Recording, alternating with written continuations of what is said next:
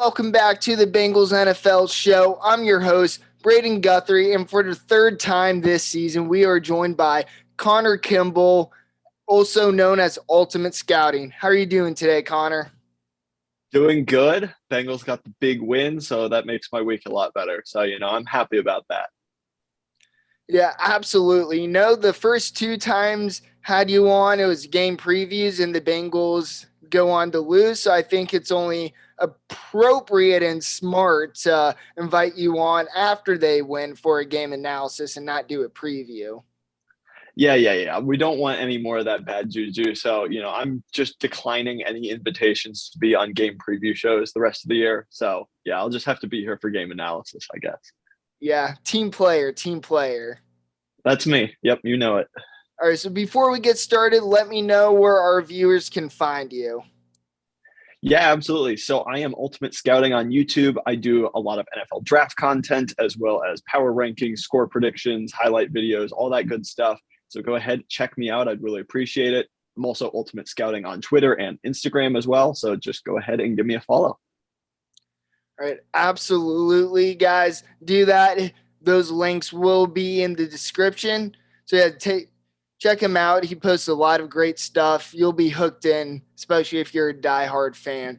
So let's get into it. The Bengals blow the Falcons out at home, 35-17, in a game where I think we can both agree on the offense just straight up looked back. There's some people complaining about, there are injuries on the Falcons defense. Something we hear all the time, but what I say to them is, yeah, great offenses, great quarterbacks should be beating up on bad defenses, and that's exactly what the Bengals did against the Falcons. Yeah, I don't quite understand why that's such like a bad thing. Like, yeah, he absolutely Joe Burrow balled out against, yes, admittedly not great defensive backs, but no defensive back is stopping that touchdown to Chase. Like, it just doesn't matter. Accuracy is accuracy, and he had it, and they were just firing on all cylinders. Nothing was going to stop them. I was listening to a podcast, and they were talking about, I don't think that any team in the NFL, Bills, Chiefs, Eagles, I think the Bengals could have beaten any of them. If they played that exact same way, they could beat any team in the NFL. So it doesn't matter who you're going against. Obviously, that'll have to translate to those really good teams as well. But from what they showed, that's very translatable, I think. Exactly. And even just not with Chase, the Tyler Boyd touchdown to start the game. I mean, that wasn't it was blown coverage. So, yeah, maybe sure a more experienced player, but based off, it was zone coverage. And the Bengals certainly had Chase on that wheel route to take away the safety. And that was just honestly a poor call on the defensive coordinator, or just a great call on Zach Taylor's place. But regardless, I mean, Tyler Boyd was wide open. That doesn't change. And the Bengals still have that momentum pressing first drive. Oh, yeah, absolutely. That was going to be a touchdown regardless of if the defender fell down or not. I mean, it was too high safety look there. Safety got pulled by Chase, and Boyd was going to be flying wide open in the middle of the field right between those two safeties. So I know he fell down. It would have been a touchdown regardless. It was a great play call by Zach. And as T. Higgins, said, big booty butt wide open there. It was going to happen regardless. So, yeah, and that's also what's just so great about Chase, because as you were talking about, like, they need to put that coverage on him, and if they don't, Chase is running down the sideline wide open. So it's a lose-lose on the Falcons' part. That was just simply a moment where Zach Taylor outcoached a admittedly pretty underrated coach in Arthur Smith. Also, Arthur Smith isn't a defensive play caller by any means. So maybe that's not the best comparison. He outcoached the defensive coordinator, but regardless, Zach Taylor started this game off on firing off, and unlike the last few games, he kept doing it. He didn't go soft. Like against the Dolphins, he did that fast start. Then play calls got a little conservative for a bit there, but that was not the case this game. yeah, I really think that this is up there of the best coach games of Zach Taylor's career in Cincinnati. I think this one and maybe Detroit last year are really the two that come to mind for me. where they just execute a game plan so effectively and just dominate teams. So I truly believe Zach Taylor had a really good game calling plays. Obviously, it helps when Burrow and Chase and Boyd and Higgins and all of them are firing on that kind of level. But I got to give Zach credit where credit's due. I've been critical of him, as pretty much every Bengals fan has been as well. But at some point, when he does do a good job, give him some credit, and he deserves it this week. Yeah, you know, the main theme with the Zach Taylor criticism was, you know, he's a good head coach. He's created a great culture. Players are all in, but he's not, at least at the time when we were talking about it, not a great play caller.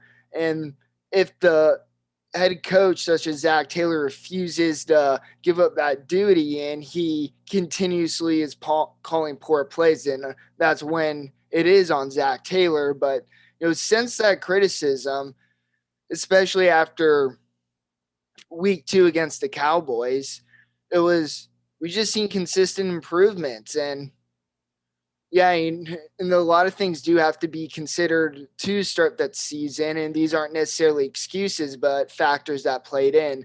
Joe Burrow didn't play at all during preseason. He missed a good amount of training camp. You can't realistically expect him to be 100%, even if he's fully healthy. He has to get into the mojo back of the game.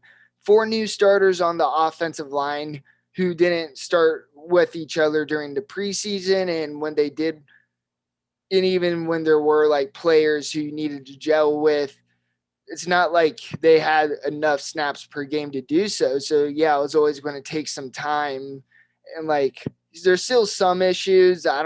Volson played really well, but there were a few moments where he didn't exactly communicate with Jonah, or he just was late reacting to a Falcons blitz. But situations like that, it takes time to develop. They're not going to be 100% right off the gate. So since those have been improving week by week, I think that's obviously benefited Zach Taylor and also gives him more options with confidence. Yeah, 100%. As you mentioned, like a lot of the pieces, just it was going to take some time, and a lot of people just didn't give them that time. So I expected them to improve, but they've also kind of undergone a scheme change as well, where they just don't go under center ever anymore. And it's just basically a spread offense like in college. And credit to Zach Taylor for recognizing that, though it could have been earlier. He did recognize it, and he's just playing to Burrow's strength. Let him drop back in the pocket and spread all of the defense out. It gives you light boxes to run in through the shotgun. It lets you go make plays with Chase and Boyd and Higgins downfield, or check it down to Mixon and Hurst. And they've just pretty much gone full throttle on the spread offense now, and it's worked really well the past 2 games. So they have made some schematic changes, but it's also all coming together because, as you mentioned, the players are gelling together a lot better. So it's all just kind of a culmination of all of that coming together and really making the offense work.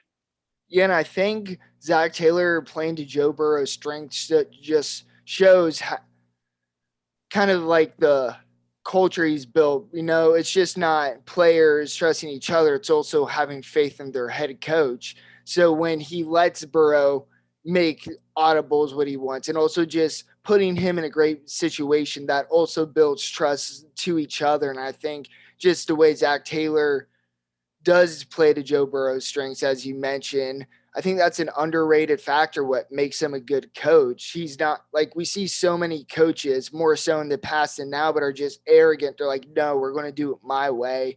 And that was Marvin Lewis for a bit here and there, but showing you have full confidence in Joe Burrow, playing to his strength. That's just something Zach Taylor has been really great about throughout his whole career. And it's kind of, I don't want to say funny, but interesting to see like how the offense transformed, because his first year here, it was not spread offense. It was mainly a West Coast offense, more 12 personnel compared to other team. And for Andy Dalton or Ryan Finley, yeah, that's what you call, you don't do a spread offense for them. So even during that What, 2 and you mean you're 14, not spreading out Ryan Finley and throwing it to bombs downfield?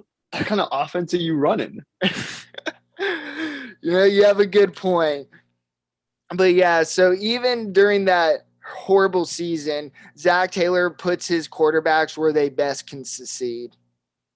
Yeah, 100%. And I know that Zach Taylor comes from the Sean McVay tree and like the Shanahan tree, but they don't run it pretty much any of that stuff anymore. It's kind of funny, like you mentioned, like a lot of that is the outside zones and the big formations with two tight ends and the fullbacks and all that stuff. They don't run any of that anymore. It's just a college offense basically, but it works. And credit to Zach Taylor for kind of not being arrogant, not being stubborn, listening to what his players want. And I think that's an underrated thing with Taylor. He talks about communication all the time, but I genuinely believe that he listens to what the players want. And so that's been really big, just kind of allowing them to, play the game the way that they like to play and just putting them in the best positions to succeed. Yeah, 100%. And I truly think that this is just something that's going to continuously get better, especially now that there's four new offensive linemen. And he's, even though it's took some time, he's starting to put them in better situations than he did beginning of the season, like pulling Volson to block TJ Watt, completely logical play. But you know that these offensive linemen are learning on the grow, and so is Zach Taylor. So yeah, Yeah.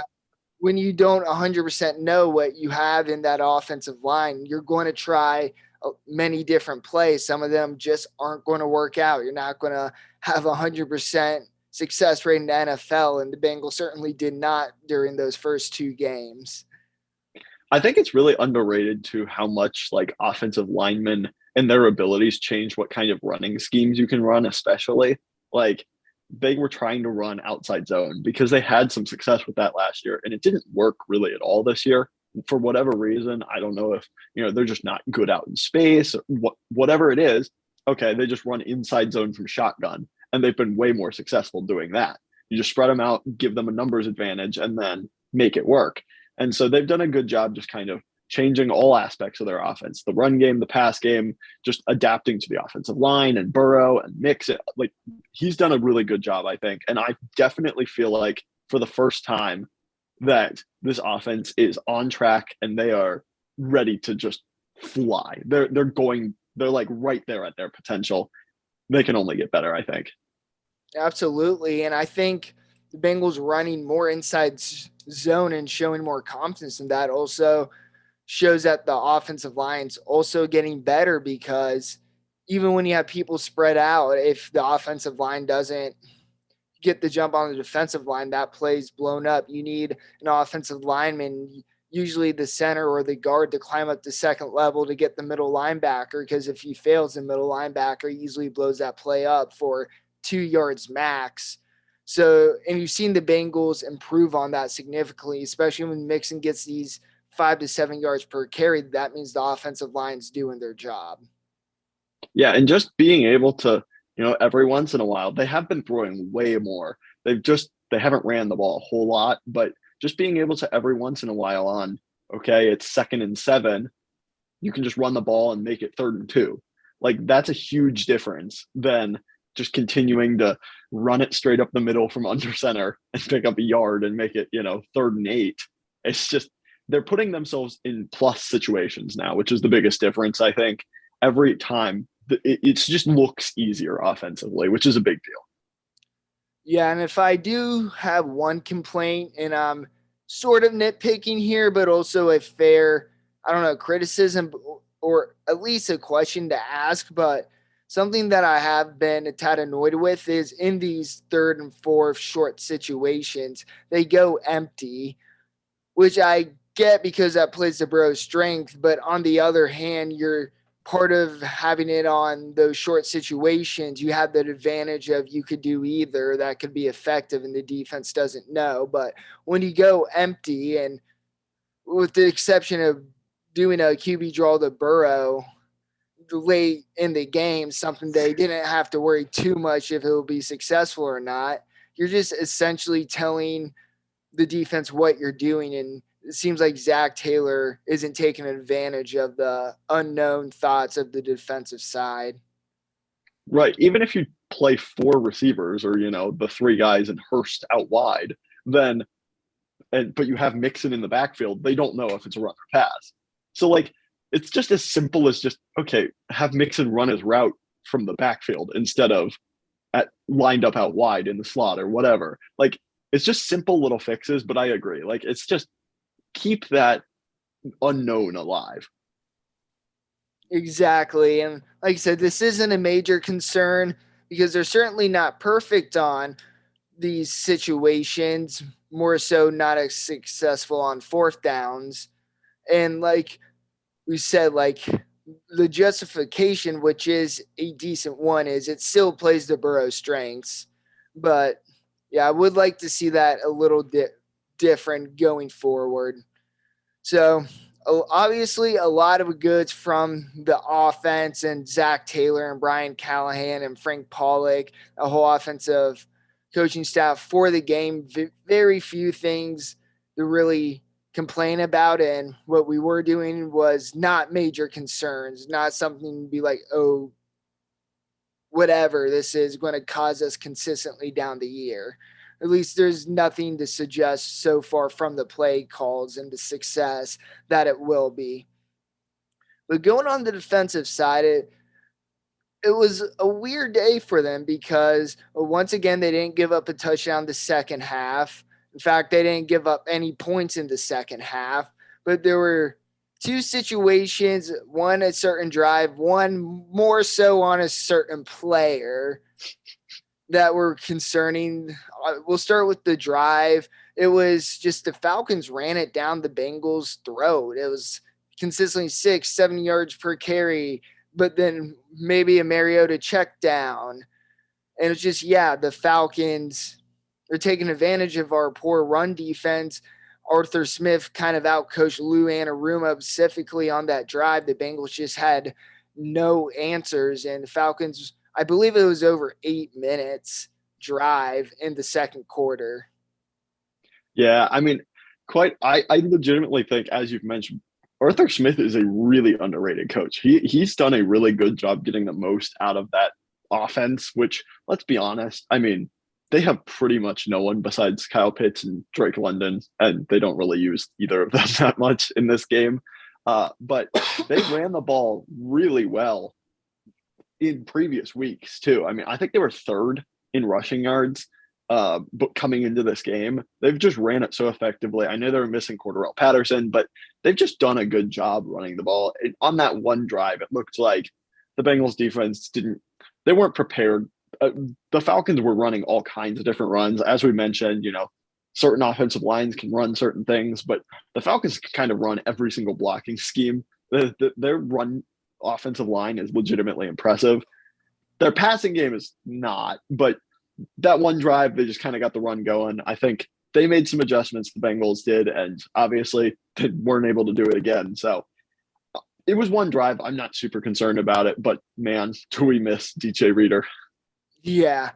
And if there was something positive to take away from this is obviously the Bengals got off to really good amount of lead early on in the game. And that makes the Falcons offense having to play comeback. They're playing from behind, which is hard to do with the Bengals, but with no passing game, that's extremely difficult to do. Like I said, it was an 8-minute drive. And when you're down 2-3 possessions in the second half and you're still not able to pass it, which the Bengals, except for one play, played the pass extremely well, that almost makes it impossible. Even their defense stops the Bengals offense every drive for them to come back because they can't do quick drives. They're taking their sweet old time and they just can't catch up. Yeah, and what's absolutely ridiculous, I just had to look this up. Marcus Mariota threw 13 passes the entire game. He threw 13 passes, and they were losing literally like the entire game, which that was, I think, the game plan. Get up early and make them throw to beat you, and they clearly didn't. But it was just kind of crazy that they were down that much and for that long, and he didn't throw the ball. And I don't know if they're ever going to transition and see what they can get in Desmond Ritter. I know that, a lot of your listeners are Cincinnati fans. I don't know if Ritter's going to be any better, but he like has to at least give you some upside there. So I'll just be curious to see if they do end up going that way. Yeah, I was about to bring up what you kind of went into with Mariota, like you said, only throwing 13 passes, and with the way he performed passing the ball, I think that just shows Arthur Smith has essentially no confidence in Marcus Mariota. And so, yeah, I would really like to see them transition into Ritter. And like I said, and unlike Kenny Pickett, it's not like they would be putting Desmond Ritter in a horrible situation. Have a good offensive line. They already have a running game established, which also helps a quarterback, especially a rookie one. So, like, yeah, the Falcons have 3 wins. They would need to lose extremely a lot of games to go on a big losing streak to get a top 5 quarterback. But if they're in a position to draft a more potential prospect quarterback, you need to know if you have something in Ritter or not. And they can't wait on that. That can't be an excuse not to draft on a potentially top tier quarterback in the NFL. So, not that I think they'll be exactly put in that situation, but they're going to keep losing more games with Mariota. And there's really nothing to lose by putting in Ritter because like I said, Mariota is going to win you a few games here and there, but after all, it's not going to give you a run into the playoffs. So I would just like to see what they have in Ritter, and it's a great time for them to evaluate him. Yeah, I completely agree. As you mentioned, you don't want the uncertainty there. Like if he comes in and he absolutely balls out, then like, okay, you're not even going to be in a position to draft a franchise quarterback anyway. But, if he comes in and he sucks, then it'd be nice to know that before you're like, should we draft Bryce Young or keep Desmond Ritter? So yeah, just good to know. Yeah, exactly. And yeah, they obviously didn't have confidence in him. But I do want to talk about one particular play that I've been foreshadowing, the Marcus Mariota, where he got, I think, over half his yards. Was one play, throw to Demir Bird, where Eli Apple made a fool of himself. Yeah, as you mentioned, I think Mariota finished like 130 yards or something, and like 75 of them were on that one throw. It was just stupid. Apple just got torched. I don't even know what happened, and I was very glad to see that Cam Taylor Britt at least got some snaps in there. And I don't know that it was Apple getting benched necessarily, but the Bengals were up by enough that Lou wanted to see what he could get, and he wanted to get some game reps, as he said in a presser afterwards. Cam Taylor Britt didn't have a lot of preseason. He didn't have any preseason action, didn't have a whole lot of game action. So this was his first time, I think, playing at all this year. So it was just nice to see him get out there, make a couple tackles. I didn't really notice him get beat at all in coverage, which is always a good thing. So I'm really hoping that, he can be someone that can step in and maybe take over Eli Apple's job so we don't have to see more plays like that. Apple's not that bad. He's overhated, but like just get some more high upside corner play in there. That'd be definitely beneficial for this defense. Yeah, what really irritated me about the game, it's not like Demir Bird made a crazy great catch that Apple couldn't have done anything. It's just he just opened his hips way too late, and he looked extremely unprepared in a scenario that was an obvious pass. Or maybe he thought he had safety help, but either way, he screwed up massively. And yeah, bad plays happen, but of that magnitude right before the half, that is unexcusable. If anything, you should be playing prevent. Yeah, I just don't quite understand how that even happened. I get it. Like you said, bad plays happen, but like I just you knew that a pass was coming. There was like a minute or minute and a half left in the half. Like, yeah, they're probably going to be passing and trying to get down the field. So I don't understand it. But it's one play. It didn't cost them, but it is definitely concerning. And I'm glad they're looking at other options. Yeah, completely agreed. And like you said, is Apple may have not necessarily been cut. I do think there's certainly a good amount of truth. Yeah, Taylor Britt hasn't seen any action all year. The Bengals are up by multiple possessions to where if he does screw up, it's doesn't have a big impact on the game. And like you said, really never saw him get beat in coverage. I don't think he allowed a catch now that I think about it. And yeah, the announcers did a great job talking about this, but he's a physical corner. He can go up and make plays, and we saw that happen a few times. Yeah, I think that was one of the things the Bengals liked the most out of him. They like tackles or corners that can tackle. And you see that with Wouzier. You see that with Cam Taylor-Britt. That was one of the things I liked about him coming out as well. And I'm not surprised that the Bengals liked him. I kind of saw him as a potential fit, and I definitely think that that was part of what they liked. He's a really good athletic freak of a corner, but he's willing to come up and be physical and hit and fight through blocks. And so I wouldn't be surprised to see him get more game action. Yeah, completely agreed. And obviously, I'm always right in my analysis. Definitely never wrong. But Cam Taylor-Britt was my favorite pick for the Bengals in the NFL draft. I thought they got a first-round talent, not like a top 5 talent or anything like that, but they got a first-round talent at the end of the second round. So I think he was just not a position pick. That was also a BPA pick, best player available. Yeah, I completely agree. I think both of their first 2 picks were pretty good value in the secondary. And so we haven't seen a ton of either of them this year, but I think as the year continues to go on, we'll see more Dax Hill and more Cam Taylor-Britt. Yeah, like Dax Hill only got 2 snaps on for defense, at least not the whole game. But at the same time, the way the Falcons were playing, that wouldn't have been up to his strength. So, they maybe should have a few more times when they're up by more. But at the same time, the Falcons kept running. And, having Von Bell up in the box, having Bates be a center fielder, that makes sense to why they don't want to necessarily play him, and also why they played Taylor-Britt, because he has more strengths in the run game. Yeah, it's all about matchups. And I think that's really where we're going to see Hill this year. That's where it's just Lou plays who he thinks is going to be able to take advantage. They ran a lot of 5-man fronts. Jay Tufele, Zach Carter all played a lot this game.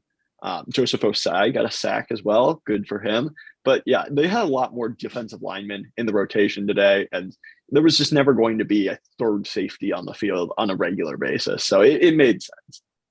And also think another reason why Taylor-Britt got more snaps is, Apple giving up that long play may not be the sole reason why he didn't play as much, but I'm certainly confident that it did play a part of it. Like, there are different factors, but that was certainly a factor. Oh, yeah, definitely. I think Lou wants to get the best cornerback play possible, and he's not going to, not play the rookie just because he's a rookie if he truly thinks he's better. So just Apple had some rough moments. He had some rough moments last game also. So maybe they're looking to try to speed along that process a little bit. I completely agreed. And another negative, this is, again, not a huge one, is I wasn't impressed by Kevin Huber again. His first punt was extremely awful. And also because of how bad it was and how low the hang time was, that gave now, obviously, that's not purely on Huber. The special teams need to do a better job of containment. But when that certainly doesn't help them, because obviously that means that it gets to the returner sooner. It gives the Falcons more time to set up their blocking scheme. And his second punt of the game was pretty solid, but I was surprised. And when a team kicks, you should not be surprised, or you should in a better way possible. Yeah, he's had a rough, even going back to the playoffs last year, he's not been good.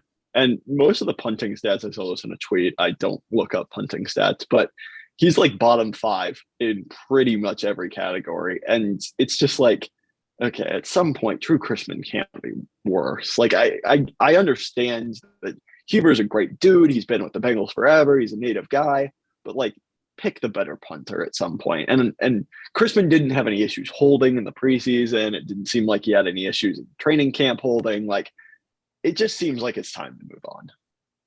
Yeah, completely agreed. And I do think a part of it is the fact he was a veteran. He broke some records already this season with a certain amount of punts, but I do think that it did play a factor. But if it did play a factor, which would be ridiculous, but he got that 1,000 snaps punting for the Bengals. So just demote him now. He got the record. Put Christmas in. I agree. Yeah. If that was truly what it was for, then that's a bad decision. But yeah, he's got his stuff now. He's got his accolades. Let's move on. He's done.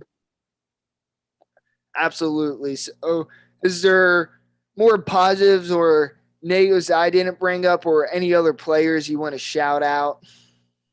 I was impressed with the linebacker play. No Logan Wilson in this one. I thought Jermaine Pratt and Akeem Davis gave there. Even Marcus Bailey got involved in there some too. I really think they go 4 or 5 deep on this team. Clay Johnston, Joe Bacci, they're all active. They're all on this team. I think they played pretty well in this game. So just good to see that one injury doesn't derail that position group. I think you can kind of be successful with a lot of different guys in that spot. I think they're supposed to get Logan Wilson back, but it's just good to see that it's not a concern. Yeah, completely agreed. What's funny is during the Marvin Lewis era, linebacker was consistently in need. So it's really awesome to see Zach Taylor, Lou Anarumo come in and kind of solve the linebacker situation really quick. Now, it wasn't quite right off the bat because Jermaine Pratt, while he has developed nicely, he didn't get a ton of snaps rookie year, which wasn't overly surprised because he was always going to be a bit of a project. He only played linebackers for a few years at NC State. But and you saw he got better with playing time. And since then, he's just really improved. He had some rough moments, but he's really done a great job of transitioning to that position. And now he's a great player. The Bengals recognized he was a bit of a project player, but understood he had the talent and potential, and he also made enough plays in college, showed enough on film for them to fully believe that he was going to come to the level where he is at today. Yeah, that's your boy, Jermaine Pratt. My boy, Logan Wilson, right next to him. Those were our draft guys right there, and they turned out we were right. Just like you said, we're never wrong, except all the time. But, it's okay. We got it right. And like you said, I mean, they haven't invested a lot of draft capital into them either. It's like all 3rd, 4th, 5th round picks that have worked out. They've developed them nicely. So that is credit to Taylor and Anarumo there. Yeah, exactly. And somebody else who I was impressed with once again is Sam Hubbard. He had an underrated performance against the Saints last week, and he also did again this week. He got a sack, or at least a half a sack during the game. I think it was a half sack, shared one with BJ Hill, but he also did a great job with the run. He was one of the few linemen who did during the game, and I'm glad he got a sack or half sack, whatever he's recorded with, the kind of spice up his stat sheets and kind of give people more awareness, because there's so many people that just kind of look at stats and that's how they think about players. I'm sad that they do it, but it's also in reality.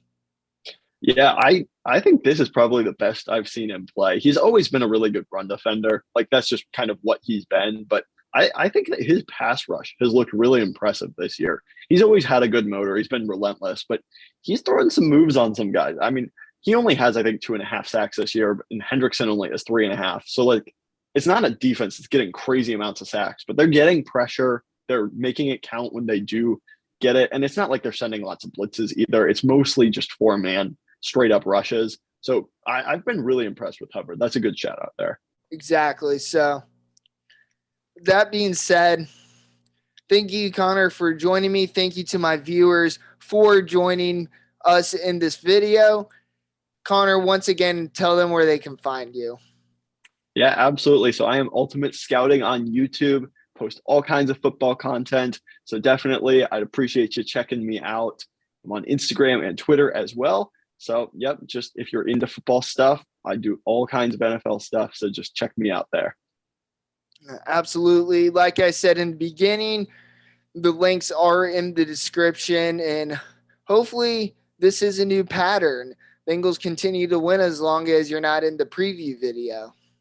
Yep. The plan is just never come on until after they win. So I look really good all the time. Absolutely. And if you guys are not, please subscribe to the channel and also give this video a like if you enjoyed it. It helps me out tremendously. Like I said, give Connor a follow, subscribe, and you can subscribe to me here and also check out my top 5 Bengals plays from the game against the Falcons. And thank you guys so much for watching, and we'll see y'all next time.